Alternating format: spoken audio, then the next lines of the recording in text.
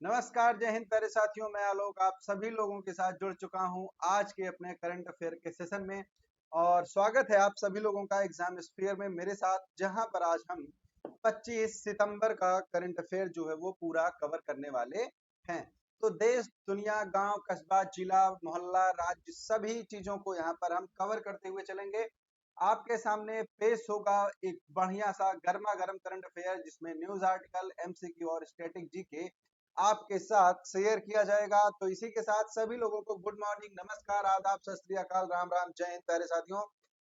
शुरू करेंगे आज के अपने सेशन को। तो जो भी लोग चैनल पे नए नए आए हैं वो एक बार सब्सक्राइब कर लेंगे, क्योंकि आप सभी को पता है कि जो आप 1.5 घंटे में करंट अफेयर चीजें कवर करते हो, मैं आपको सिर्फ और सिर्फ आधे घंटे में वो चीजें डिलीवर करके यहाँ से जाता हूँ। तो करंट अफेयर देखिए, डेली वाली जो चीजें हैं उनको जितना शॉर्ट हो सके उतना कीजिए। तो मेरे साथ भी ये दिक्कत थी, मैंने भी 1.5 घंटे करंट अफेयर पढ़े हैं, एक एक दिन में 5-5 पेज का नोट्स बनाया है। वो चीजें जब कभी आप एग्जाम देने जाओगे, रिवीजन करने जाओगे, तो कभी काम नहीं आती हैं। तो एक पेज की चीज हो, बढ़िया से काम हो। तो चलेंगे अपने पहले क्वेश्चन पर। भारत की नई एयरलाइंस कौन सी है जिसको विमानन मंत्रालय के द्वारा मंजूरी जो है वो प्रदान कर दी गई है? क्लियर बच्चा?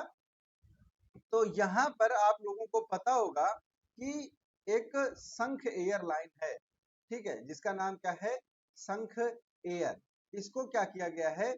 इसको मंजूरी दी गई है भारत के विमानन मंत्रालय के द्वारा, और ये नोएडा और लखनऊ में विकसित हुई है। मतलब इसका जो एक हब है, जो पेरेंट कंपनी है, वो कहाँ पर है? नोएडा और लखनऊ। तो मेजरली ये क्या है? यूपी से रिलेटेड है। तो ये बहुत ही इंपॉर्टेंट हो जाता है यूपी वाले एग्जाम्स के लिए, क्योंकि अभी क्या है, आप लोगों को पता है कि जेवर एयरपोर्ट भी बन रहा है। ठीक, क्या है? जेवर एयरपोर्ट जो है वो भी अभी क्या है, निर्माणाधीन में है, और जल्दी ही इसको कंप्लीट कर लिया जाएगा। और संख एयरलाइन जो है, इसको मंजूरी दे दी गई है एक नई एयरलाइन के रूप में। यहाँ पर आप देखेंगे तो ये संख एयरलाइन है। ठीक, ये उत्तर प्रदेश की पहली अनुसूचित एयरलाइन है। इसका जो हब है वो लखनऊ और नोएडा को बनाया गया है, और ये क्या करेगा? भारत के जो बहुत ही महत्वपूर्ण महानगर हैं, जो भारत के प्रमुख प्रमुख शहर हैं, वहां पर अपनी उड़ान जो है वो कंप्लीट करेगी। ठीक है बच्चा, चलिए अगले क्वेश्चन पर चलते हैं। अगला क्वेश्चन आप पढ़ेंगे तो पूछा गया है कि किस देश में भारत अपने 2 नए वाणिज्यिक दूतावास जो है वो खोलने वाला है? तो आप सबको पता है कि जो हमारे प्रधानमंत्री हैं मोदी जी, ये 3 दिन के लिए कहाँ गए थे? यूएसए की यात्रा पर गए थे। ठीक है, और वहीं पर क्या था? क्वाड की समिट थी। क्वाड में बेटा कितने देश आते हैं? 4 देश आते हैं। वो चारों कौन कौन से हैं? तो इंडिया है, ऑस्ट्रेलिया है, और उसके बाद यूएसए है, और जापान है। ठीक है, कौन कौन से हैं? इंडिया, ऑस्ट्रेलिया, यूएसए और जापान। ये चारों देश मिलकर क्या बनाते हैं? क्वाड का निर्माण करते हैं। क्लियर? तो क्वाड की बैठक थी 2024 की, कहां पर? यूएसए में। तो उसमें भाग लेने के लिए प्रधानमंत्री मोदी यूएसए गए थे। 2024 की जो बैठक है बच्चा, सॉरी 2025 की, 2025 की क्वाड की बैठक कहां पर होगी? इंडिया में होने वाली है। मतलब होस्ट कौन करेगा? इंडिया करेगी। तो ये सारी चीजें आप क्या है, नोट कर लेंगे। बस पॉइंटर्स में लिखते चलिए, बहुत ही शॉर्ट में। ठीक है, चलिए। तो 2 नए वाणिज्यिक दूतावास जो खोलने की बात की गई है वो यूएसए में की गई है बच्चे। ठीक है, तो यूएसए आपका सही आंसर यहाँ पर हो जाएगा। बात करें अगर वाणिज्यिक दूतावास कहाँ पर? यूएसए में। ठीक है, तो पीएम मोदी कहाँ गए थे? अमेरिका गए थे, जहां पर इन्होंने घोषणा की कि 2 नए वाणिज्यिक दूतावास खोले जाएंगे। अब देखिए, एक खोला जाएगा बोस्टन में, ठीक, और दूसरा खोला जाएगा लॉस एंजल्स में। ठीक है, अब देखिए इंपॉर्टेंट क्या है, 2024 का ओलंपिक कहां पर हुआ? पेरिस में। ठीक है, कहां पर? फ्रांस। क्लियर? अब 2028 वाला कहां होगा बच्चा? तो ये होगा लॉस एंजल्स में।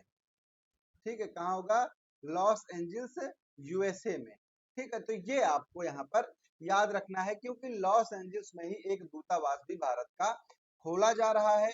बोस्टन जो है शिक्षा और फार्मा राजधानी बोला जाता है किसका? यूएसए का। ठीक है, क्या बोला जाता है बोस्टन को? यहाँ पर बोस्टन यूनिवर्सिटी भी है, इसके बारे में आप सभी लोगों ने सुना होगा, है ना। और जो लॉस एंजल्स है यहाँ पर क्या स्थित है? हॉलीवुड स्थित है, और ये क्या करेगा? अगला जो ओलंपिक होने वाला है उसका होस्ट भी है। ठीक है, ये चीज क्लियर हो गई। चलिए अगले क्वेश्चन पर चलते हैं, अगले टॉपिक पर चलते हैं अपने। अगला टॉपिक क्या है कि नगर वन योजना किस मंत्रालय के द्वारा प्रारंभ की गई है? क्लियर। तो सिंपल सी बात है, वन किसमें आता है? वन आता है बच्चा पर्यावरण में। ठीक है, किसमें आता है? पर्यावरण में। तो किसके द्वारा शुरू की जाएगी ये? पर्यावरण वन एवं जलवायु परिवर्तन मंत्रालय। ठीक है, ये चीज आप यहाँ पर ध्यान देंगे कि वन किसके अंतर्गत आता है? पर्यावरण में आता है। इसका जो उद्देश्य है, देखिए क्या है? नगर वन मतलब नगर में वन लगाएंगे। तो नगर में वन लगाएंगे तो मतलब शहरों में क्या है? हरियाली लाने का प्रयास जो है वो किया जाएगा, ग्रीनरी के लिए किया जा रहा है, जिससे जो जलवायु परिवर्तन है वो थोड़ा सा कम हो सके, क्योंकि शहरों से ही बहुत ही ज्यादा कार वो जो ग्रीन हाउस गैसेस हैं ये क्या करती हैं? उत्सर्जित होती हैं। क्लियर। चलिए अब यहाँ पर क्या है कि 100 नगर वन का 100 दिन का लक्ष्य हासिल किया, और इसीलिए ये योजना जो है वो न्यूज में है। शुरू कब की गई थी? तो 2020 या फिर 2000, इसको आप एक बार कंफर्म कर लेंगे, ये मैं कंफर्म नहीं हूं। ठीक है, इन्हीं दो में से एक है। क्लियर। इसमें क्या है? नागरिकों की भागीदारी से शहरी इलाकों में वनों को बढ़ावा देने के लिए प्रति हेक्टेयर 4 लाख रुपए की पेशकश की गई है। ये आपसे नहीं पूछा जाएगा, आपसे सिंपली पूछा जाएगा कि जो नगर वन योजना है ये किसके लिए है? तो नगरों में जो पौधारोपण है या फिर हरियाली है उसके लिए है। और दूसरा क्या है कि कौन सा मंत्रालय है?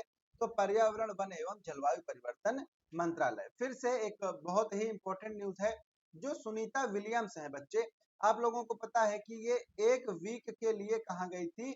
ये गई थी इंटरनेशनल स्पेस स्टेशन पर। लेकिन अनफॉर्चुनेटली जो इनका विमान था जिसका नाम था स्टार लाइनर, जिसको बोइंग और नासा ने मिलकर बनाया था। ठीक है, स्टार लाइनर को कौन कौन बनाया था बच्चा? ये आप याद रखेंगे, आपसे पूछा जा सकता है। तो स्टार लाइनर को बनाया था बोइंग ने और नासा ने। क्लियर। ये क्या है? इनके द्वारा बनाया गया था। इसके द्वारा ये जो विल्मोर है, विल्मोर और सुनीता विलियम्स, ये दोनों जन क्या गए थे? अंतरिक्ष में गए थे। जो इनका क्या है?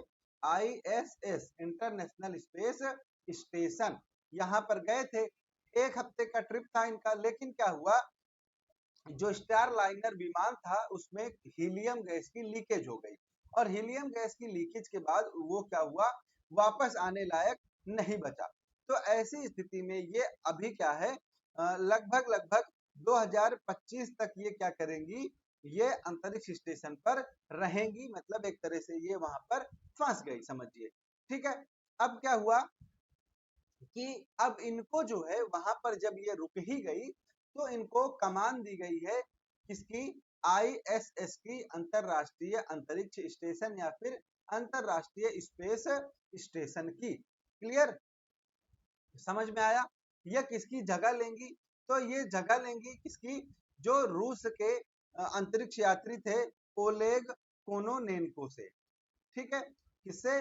ओलोग कोनोनेन्को से। और विलियम्स और विल्मोर स्टार लाइनर जो शटल है इससे कहा गए थे? इससे गए थे ये आईएसएस पर। ठीक है, अब इनका 2025 फरवरी में आने की संभावना जो है वो थोड़ी सी बन रही है। कुछ चीजें यहाँ पर आप देखिए नोट करेंगे, जैसे भारत का जो अंतरिक्ष स्टेशन है कि नाम क्या है? भारत अंतरिक्ष स्टेशन। इसको बच्चा 2028 तक स्थापित किया जाएगा। ये क्या है? जो गगनयान मिशन है भारत का, ठीक है, क्या है, गगनयान मिशन उसका एक्सटेंशन है। क्लियर। इसी के साथ अभी कैबिनेट में चंद्रयान 4 जो मिशन है, ठीक है, किसको, चंद्रयान 4 को मंजूरी मिली, और वीनस ऑर्बिटर मिशन को भी मंजूरी यहाँ पर मिली है।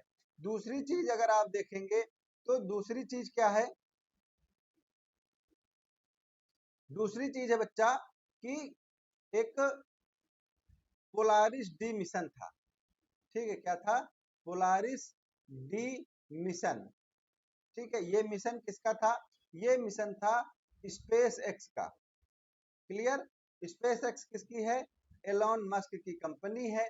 तो इसमें इन्होंने क्या किया था, 4 अंतरिक्ष यात्रियों को पृथ्वी की कक्षा में 700 किलोमीटर तक भेजा था। इसमें फॉल्कन 9 रॉकेट का यूज किया गया था और ड्रैगन कैप्सूल का यूज किया गया था। तो ये सारी चीज आप यहाँ पर याद रखेंगे, ये आपसे बच्चा पूछा जा सकता है पेपर में। क्लियर सभी लोगों को। चलिए एक बार मैं फिर से बता दूं कि किस चीज का यूज किया गया था। तो यहाँ पर फाल्कन 9 जो रॉकेट था, ठीक है, और कैप्सूल का नाम क्या था, कैप्सूल का नाम था बच्चा ड्रैगन, ठीक है। इसमें 4 एस्ट्रोनॉट गए थे, कहां पर, पृथ्वी की 700 किलोमीटर की कक्षा में। किस लिए, तो ये गए थे बच्चा स्पेस वॉक करने के लिए, अंतरिक्ष में टहलने के लिए। ठीक है, समझ में आ गई बात। चलिए आगे चलें, अगले उस पे चलते हैं अपने। ठीक है, चलिए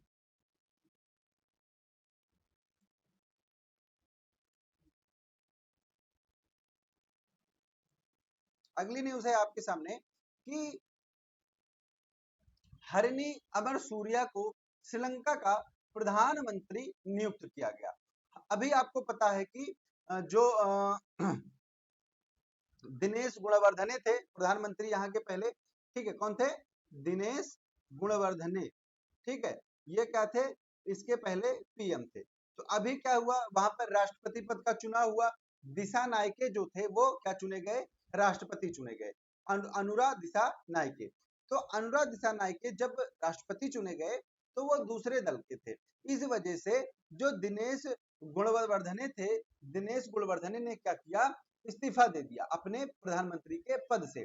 तो अनुराग दिशा नायके जो थे उन्होंने क्या किया है, हरिनी अमर सूर्या को श्रीलंका का नया प्रधानमंत्री नियुक्त किया है।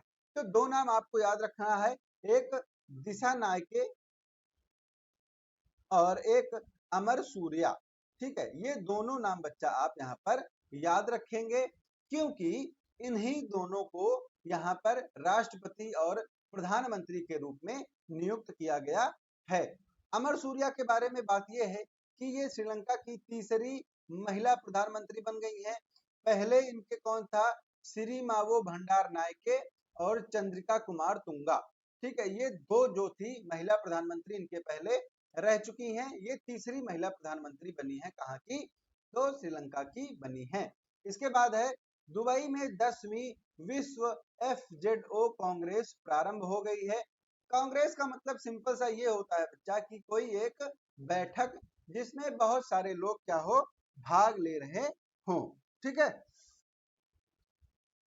क्लियर। तो कांग्रेस का मतलब सिंपल सा यही हो जाता है कि एक बैठक जिसमें बहुत लोग भाग ले रहे हो। क्लियर। तो 10वीं जो संस्करण है इसका, ये 23 से 25 सितंबर को कहां पर शुरू हुआ, दुबई में शुरू हुआ, और ये समाप्त कब हो जाएगा, आज यानी कि 25 सितंबर को।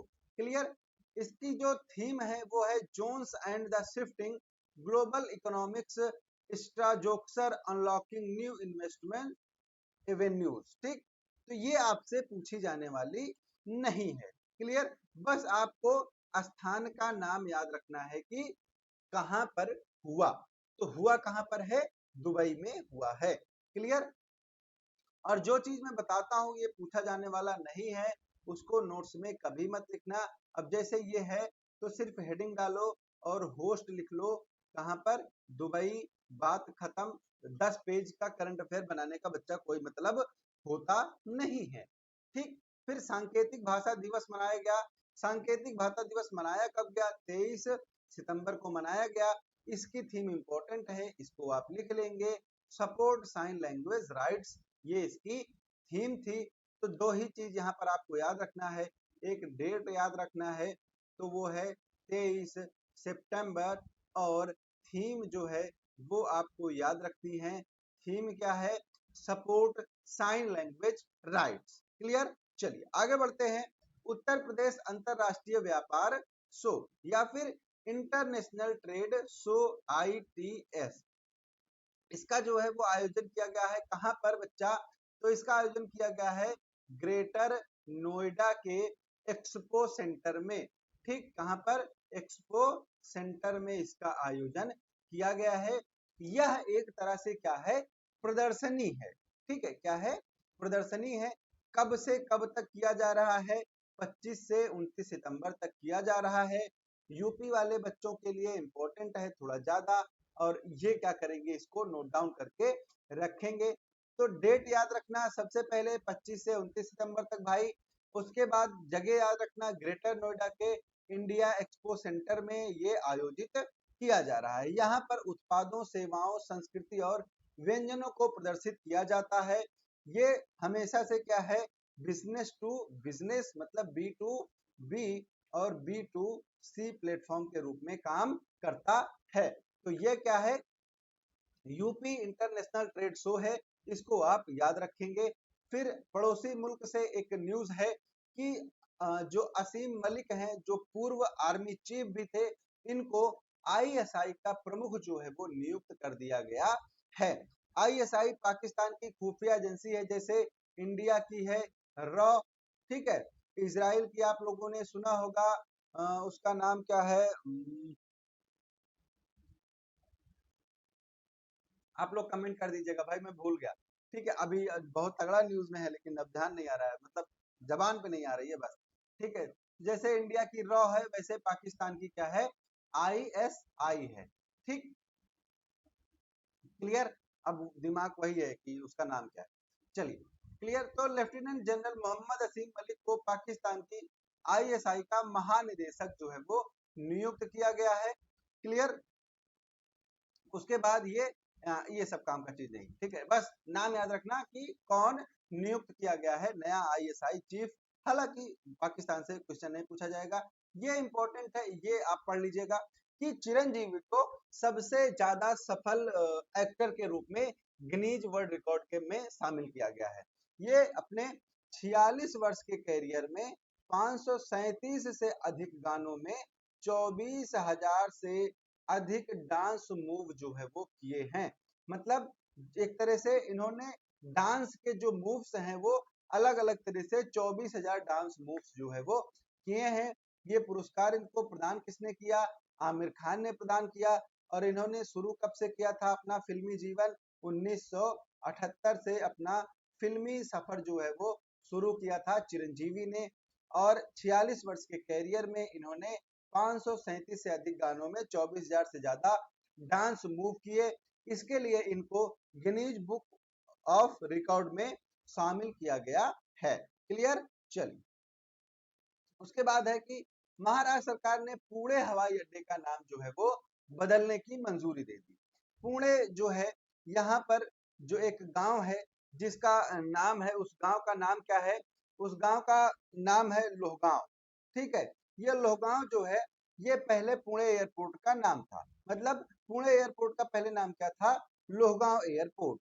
यहाँ पर स्पेशल ये है कि आप लोगों ने संत तुकाराम का नाम सुना होगा। ठीक है, तो ये जो संत तुकाराम थे, ये इसी गांव के थे, और इनका लगभग बचपन और जन्म यहीं पर हुआ था। तो इनको सम्मान देने के लिए जो पुणे हवाई अड्डा है या फिर पुणे एयरपोर्ट है, उसका नाम बदलकर बच्चा क्या किया गया? जगत गुरु संत तुकाराम महाराज एयरपोर्ट कर दिया गया। क्लियर सभी लोगों को? तो ये नाम आप हमेशा याद रखना।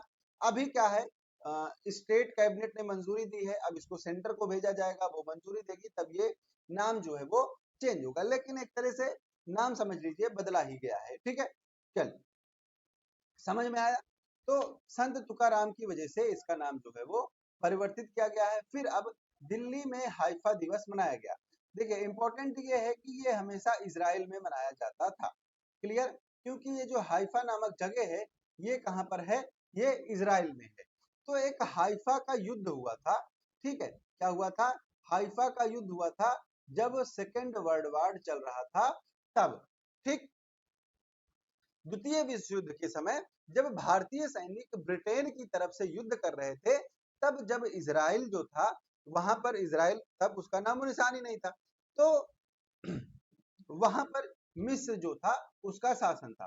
तो मिस्र के जो लोग थे वहां के जो मतलब लोकल थे उनके साथ, और जब सेकेंड वर्ल्ड वॉर में ब्रिटिश सैनिक और मतलब भारतीय सैनिक जो ब्रिटिश सेना में शामिल थे, ठीक है, उनको ब्रिटिश सैनिक कहना फिलहाल गलत होगा, लेकिन चलिए, क्योंकि सेना जो है वो ब्रिटिश की थी, इंडिया में ब्रिटिश का शासन था उस टाइम पे। तो क्या किया था, हाइफा नामक जगह पर बहुत ही बहादुरी से युद्ध किया था। देखिए दिक्कत क्या थी कि हाइफा जो है वो ऊंचाई पर स्थित था। ठीक, और जो भारतीय सैनिक युद्ध कर रहे थे वो नीचे से कर रहे थे, और जो दुश्मन सैनिक थे वो ऊपर बैठे हुए थे। ठीक, तो ऐसी स्थिति में ये युद्ध वाली स्थिति जो थी वो बहुत ही, मतलब बहुत ही ज्यादा क्रिटिकल थी। और ऐसे में भारतीय सैनिक जो थे उन्होंने हाइफा को फतेह किया था, हाइफा पर विजय दर्ज की थी, और इसी को सम्मान देने के लिए हाइफा जो अब की कहाँ है, इजराइल में है। तो इसलिए क्या किया जाता है, इजराइल के द्वारा हाइफा दिवस जो है वो मनाया जाता है। तो इस बार क्या है कि वहां पर लेबनान का और हमास का और इन सब का बहुत ही भयंकर वाला जो युद्ध है वो अभी चल ही रहा है। आप लोगों ने न्यूज में देखा होगा कि धड़ाधड़ मिसाइल जो है वो फायर हो रही है। तो इसलिए जो हाइफा दिवस है वो वहां नहीं मनाया गया, तो उसकी जगह पर ये कहां पर मनाया गया, नई दिल्ली में मनाया गया। क्लियर? सभी लोगों को मनाया कब जाता है, ये मनाया जाता है 23 सितंबर को। ठीक है, तो हाइफा दिवस कब मनाया जाता है, 23 सितंबर को मनाया जाता है। तो वहां पर पहले ऑटोमन साम्राज्य और जर्मनी के सेना के खिलाफ भारत ने जब जीत दर्ज की थी प्रथम विश्व युद्ध के दौरान, तो शायद मैंने आपको सेकेंड वर्ल्ड वॉर बताया था, ये आप यहाँ पर करेक्ट कर लेंगे, ये फर्स्ट वर्ल्ड वॉर है। तो प्रथम विश्व युद्ध के दौरान ऑटोमन साम्राज्य और जर्मनी के जो खिलाफ भारतीय सैनिकों ने युद्ध किया था उसके सम्मान में ये दिवस मनाया जाता है। इजराइल ने इसको स्टार्ट किया था बच्चा 2003 में। क्लियर? चलिए, इसके बाद एक न्यूज है कि काजीरंगा जो नेशनल पार्क है वहां पर 2016 से 2024 के बीच में जो अवैध शिकार था उसमें 86% की कमी जो है वो देखी गई है। आप सबको पता है कि यहाँ पर सींग वाले गैंडे होते हैं, कहां पर, काजीरंगा में, और इन सींग वाले गैंडों की जो सींग होती है उससे बहुत ही इंपॉर्टेंट दवाएं वगैरह बनाई जाती हैं, और इसीलिए इनको यहाँ पर मारा जाता था। लेकिन अभी असम में जब ये दिवस मनाया गया, कौन सा, गैंडा दिवस, ठीक है, तो जब गैंडा दिवस या फिर विश्व राइनो दिवस मनाया गया, ये मनाया जाता है बच्चा 22 सितंबर को। तो जब ये मनाया गया तो पता चला, बताया गया कि इसकी आबादी जो है वो 5 गुना बढ़ गई है। अब लगभग लगभग 3000 से ज्यादा गैंडे यहाँ पर हैं। 1960 में अगर बात करें तो इनकी आबादी कितनी हो गई थी, लगभग लगभग 600 हो गई थी। आईयूसीएन की बात करेंगे बच्चा, तो आईयूसीएन में इनको असुरक्षित के रूप में सूचीबद्ध किया गया है। और अगर भारत की बात करें तो भारत में 80% से ज्यादा जो गैंडा है वो असम के काजीरंगा राष्ट्रीय उद्यान में पाया जाता है। ठीक है, इसमें काजीरंगा के बारे में अगर बात करें तो ये असम के गोलाघाट और नगांव जिले में है। ब्रह्मपुत्रा नदी जो है वो इसके पास में बहती है। ठीक है, क्लियर? तो ब्रह्मपुत्र नदी के बाढ़ के मैदान और घास पारिस्थितिकी के रूप में ये यहाँ पर व्यवस्थित है। 1985 में इसको यूनेस्को वर्ल्ड हेरिटेज के रूप में शामिल किया गया था, और मार्च 2020 में यहाँ पर इसे 17 पर्यटक स्थल में से एक चुना गया था। क्लियर? तो ये सारी चीजें हैं काजीरंगा और गैंडे के बारे में। यहाँ पर आप देखेंगे तो ये बढ़िया सा आदमी घूम रहा है, तो ये गैंडा ही है। चलिए आगे चलते हैं। भारत को एक बहुत ही बड़ी उपलब्धि मिली है।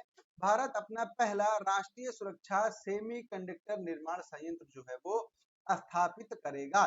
तो अभी आपको पता है कि मोदी जी जब अमेरिका गए हैं, ठीक 3 दिन के लिए गए थे, तो वहां पर यह डील जो है वो फाइनल हुई है। तो अब ये प्लांट लगाएगा जिसकी चिप जो है देश की सुरक्षा में काम आएगी, यानी कि सैन्य चिप जो है वो बनाई जाएंगी।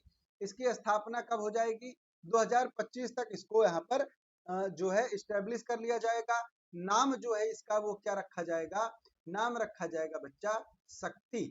ठीक है, इसका नाम क्या रखा जाएगा? शक्ति रखा जाएगा। कहां पर बनेगा ये? तो जेवर में बनेगा, और ये दुनिया का पहला मल्टी चिप मिलिट्री फैब जो है वो बन जाएगा। तो ये सारी चीजें आप याद रखेंगे। तो एक एक लाइन में पॉइंट बना के हमेशा लिखते चलना, बहुत ज्यादा लिखने की जरूरत नहीं है। जयपुर में 25वें आईफा अवार्ड्स का आयोजन किया जाएगा। बस हेडिंग ही इंपॉर्टेंट थी। बाकी जो 2024 वाला आईफा अवार्ड है ये अबू धाबी में आयोजित किया जाएगा। ठीक है, कहां पर? अबू धाबी में आयोजित किया जाएगा। कब से कब तक? तो 27 से 29 सितंबर तक इसको यहाँ पर हम आयोजित करेंगे। मतलब परसों से ये शुरू हो जाएगा। और 2025 वाला कहाँ पे होगा? भारत के जयपुर में होगा। अभी क्या है कि बहुत ही ज्यादा हम इसको बाहर बाहर मनाते हैं। ठीक, बाहर बाहर मनाने में देखिए क्या है कि 13 देशों में हम इसको सेलिब्रेट कर चुके हैं, जिसमें कनाडा है, अमेरिका है, स्पेन है, इंग्लैंड है, नीदरलैंड है, चीन है, थाईलैंड है, Malaysia, Dubai, Sri Lanka, Singapore, south Africa. अगर बात करें तो भारत में ये मुंबई और जयपुर, ठीक है, दो ही शहरों में सेलिब्रेट किया गया है। क्लियर? चलिए आगे बढ़े, अगले टॉपिक पर चलते हैं। अगला क्या है? भारतीय वायुसेना ने ओमान के साथ ईस्टर्न ब्रिज 7 जो एक्सरसाइज है उसको कंप्लीट कर लिया है। ठीक, अब देखिए यही इंपॉर्टेंट था, सिर्फ इतना कि किसके किसके साथ? तो भारत और ओमान, बस खत्म। यही इतना इंपॉर्टेंट था, बहुत राम कहानी पढ़ने की जरूरत नहीं पड़ेगी। एक्सरसाइज का नाम क्या है? ईस्टर्न ब्रिज 7, बस खत्म हो गया। इसमें कौन कौन शामिल था? भारतीय वायुसेना और ओमान की वायु सेना, जिसको हम क्या बोलते हैं? Royal air force of Oman. Host important हो जाता है थोड़ा सा, तो होस्ट कौन था? ओमान ही इसका होस्टिंग कंट्री थी, तो ओमान ने इसको होस्ट किया था। बस खत्म, यही इतना आपको यहाँ पर पढ़ना था। और कौन कौन से होते हैं? तो सैन्य अभ्यास क्या है? अल नजाह। अल नजाह अभी अभी एक 10 दिन पहले कंप्लीट हुआ। वायुसेना कौन सा है? Eastern bridge. और नौसेना कौन सा है? नसीम अल बहर। ये 3 हैं जो थल सेना, वायुसेना और जल सेना के द्वारा ओमान के साथ हम कंडक्ट करते हैं। ठीक है, अब कुछ युद्धाभ्यास के बारे में यहाँ पर आप पढ़ लेंगे। भारत और थाईलैंड, भारत और थाईलैंड में कौन कौन सा है? तो सैन्य अभ्यास मतलब कि जो थल सेना करती है उसका नाम है मैत्री, जो नौसेना करती है उसका नाम है इंडो थाई कॉर्पेट। ठीक है, और जो वायुसेना करती है उसको कहते हैं सियाम भारत, SIAM भारत इसका नाम है। फिर भारत और यूके के बीच में थल सेना करती है अजेय वॉरियर, नौसेना करती है कोंकण, और वायुसेना करती है इंद्रधनुष 4। क्लियर? चलिए उसके बाद भारत और यूएसए। भारत और यूएसए इंपॉर्टेंट है, हमेशा से याद रखना इसको। तो जो थल सेना करती है बच्चा उसमें है युद्धाभ्यास और वज्र प्रहार, नौसेना करती है मालाबार, वायुसेना करती है रेड फ्लैग, और फिर से एक होता है कोप इंडिया। कोप इंडिया किसके द्वारा किया जाता है? वायुसेना के द्वारा किया जाता है। भारत और वियतनाम जो है वो विन बैक्स नाम का एक्सरसाइज करते हैं। विन से आप याद रख लेंगे वियतनाम, और बैक्स से आप याद रख लेंगे भारत। तो भारत और वियतनाम ये एक्सरसाइज यहाँ पर कंडक्ट करते हैं। आगे भारत और इंडोनेशिया गरुण शक्ति, और फ्रांस के साथ यहाँ पर फ्रांस की बात करेंगे तो सिर्फ गरुण। ठीक है, और इंडोनेशिया के साथ गरुण शक्ति। नौसेना क्या करता है? इंडो कॉर्पेट करता है। नौसेना करती है समुद्र शक्ति। भारत और जापान के बीच में धर्म गार्जियन है और जिम एक्स है। जिम से आप याद रखेंगे जापान, और एक्स से आप याद रखेंगे जापान का एक्स कौन है, इंडिया है, तो ऐसे याद रख लेंगे, ठीक है। फिर भारत और कजाकिस्तान, इसका नाम है प्रबल दोस्तिक ये। और उसके बाद भारत और किर्गिस्तान, ये है खंजर। और भारत और रूस के बीच में होता है इंद्र, इंद्र नौसेना और इंद्र। तो एक ही नाम याद आपको याद रखना है, रूस के साथ इंद्र आते हैं, ठीक है, हमेशा। चलिए आगे बढ़े। अब आएंगे अपने स्टैटिक वाले पोर्शन पर। तो भारत में कुछ स्थान हैं और उनके कुछ उपनाम हैं, इनको हम यहाँ पर बच्चा फटाफट से कवर करेंगे। क्लियर? चलिए, तो कौन कौन से नाम आपको याद हैं आप बताते चलेंगे, और जो नहीं याद है उनको लिखते चलेंगे। इमारतों का शहर किसको बोला जाता है? कोलकाता को बोला जाता है। रैलियों का शहर, देखिए बहुत सारे नेता रहते हैं तो रैली निकालते रहते हैं, तो इसको क्या बोला जाएगा? रैलियों का शहर नई दिल्ली। दक्षिणी गंगा किसको बोला जाता है? गोदावरी को बोला जाता है। भारत का स्वर्ग कौन है? अहमदाबाद है। कभी भी जम्मू कश्मीर के लिए कंफ्यूज मत होना। एशिया का अंडा कटोरा कौन सा है? आंध्र प्रदेश है। मसालों का बगीचा कौन सा है? केरल है। सोया क्षेत्र मध्य प्रदेश को बोला जाता है। ईश्वर का निवास या फिर ईश्वर का घर बोला जाता है प्रयागराज को। दक्षिण का मैनचेस्टर बोला जाता है कोयम्बटूर को। भारत का स्विट्जरलैंड बोला जाता है बच्चा कश्मीर को। नवाबों का शहर है लखनऊ। भारत का पीट्सबर्ग है जमशेदपुर। उसके बाद भारत की सिलिकॉन वैली है बेंगलुरु। महलों का शहर है कोलकाता। इमारतों का शहर और महलों का शहर, ये कौन है? कोलकाता है। सिलिकॉन वैली और इलेक्ट्रॉनिक शहर है बेंगलुरु। बुनाई का शहर है बच्चा पानीपत। पिंक सिटी या फिर गुलाबी शहर हम बोलते हैं जयपुर को। भारत का प्रवेश द्वार हम बोलते हैं मुंबई को, यहाँ पर है गेटवे ऑफ इंडिया, इसी को हम बोलते हैं। झीलों का शहर है बच्चा श्रीनगर। जुड़वा शहर हम बोलते हैं हैदराबाद को। उसके बाद भारत का इस्पात शहर जमशेदपुर है, ठीक। इसके बाद आगे कुछ शहर और हैं, उनको देख लीजिए। त्योहारों का शहर है मदुरई। मंदिरों का शहर है वाराणसी। डेक्कन क्वीन बोला जाता है पुणे को। उत्तर का मैनचेस्टर कानपुर को। स्वर्ण नगरी बोला जाता है बेटा अमृतसर को, क्यों? क्योंकि यहाँ पर स्वर्ण मंदिर स्थित है। बंगाल का शोक बोला जाता है दामोदर नदी को। भारत का मैनचेस्टर बोला जाता है अहमदाबाद को। बिहार का शोक जो है वो बोला जाता है कोसी नदी को। 7 द्वीपों का शहर मुंबई को बोला जाता है। नीले पहाड़ बोला जाता है नीलगिरी को। उसके बाद अरब सागर की रानी कौन है? कोच्चि है। पहाड़ों की रानी कौन है? मसूरी है। सबका जाने का सपना है। अंतरिक्ष नगरी बोला जाता है बेंगलुरु को, क्यों? क्योंकि यहाँ पर इसरो जो है वो बहुत सारे अपने प्रयोग हमेशा करता रहता है, और इसरो का हेडक्वार्टर भी यहीं पर स्थित है। पवित्र नदी कौन है? गंगा है। भारत की गार्डन सिटी कौन सी है? बेंगलुरु है। और भारत का हॉलीवुड कौन सा है बच्चा? वो मुंबई है। तो ये सारे थे शहर और कुछ इंपॉर्टेंट जगह, इंपॉर्टेंट चीजें जिसके उपनाम होते हैं, और ये पेपर में आपसे डायरेक्टली पूछा जाता है। तो ये आज का पूरा करंट अफेयर का कंपाइलेशन और स्टैटिक जीके था आप लोगों के लिए। तो अगर आप लोग नए हैं और आप लोगों का कोई क्वेश्चन है तो पहले सब्सक्राइब कर लेना, और उसके बाद कमेंट बॉक्स में अपना क्वेश्चन जो है वो पूछ लेना। पुराने लोग भी क्वेश्चन पूछ सकते हैं। तो मिलते हैं बच्चा अब अगले सेशन में, तब तक के लिए आप सभी लोगों को प्यार भरा नमस्कार। जय हिंद, जय भारत।